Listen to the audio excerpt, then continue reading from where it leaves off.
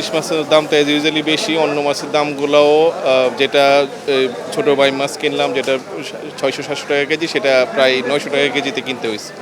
তো আমি স্যাটিসফাইড না, আজকে বাজারের অবস্থা, মাছের দামের অবস্থা ভালো না, মানে ঊর্ধ্বমুখী। এটা আমাদের মতো মধ্যবিত্ত মানুষের জন্য অবশ্যই এটা একটা বার্ডেন, ঠিক আছে? এভাবে সব জিনিসের দাম একসাথে বেড়ে যাওয়াটা, যেটা 500-600 টাকা থাকার কথা সেটা বলে কি 2000, 2500।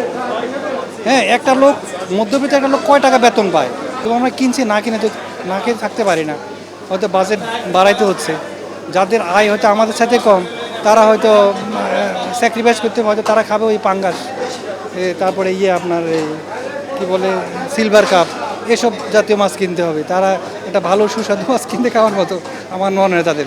আমরা মোটামুটির ভিতর কিনি, যে বেশি দামি মাছ তার কিনতে পারি না। চাউলের দাম বাড়ছে, অনেক কিছুর দাম বেড়েছে, করার কিছু নেই। 10 জনে যেভাবে চলে আমার ওইরকম চলতে হয় কষ্ট করে।